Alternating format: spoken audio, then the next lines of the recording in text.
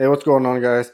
Just want to do a quick review for you on this little toolkit for homeowners, DIYers. It's a really neat kit that comes with pretty much everything that you need as a homeowner for small projects. I wouldn't say it's something that you're going to go build a house with, but it has all the basics that you'll need to get going on anything. So, of course, you got your little tape measure. That's does about 10 feet is what that's for. Has a knife in here, different set of like electronics, screwdrivers there, all your different assorted bits here, your pliers and screwdriver head or holder here, some Allen wrenches, and some scissors. So it has pretty much everything in there that you need.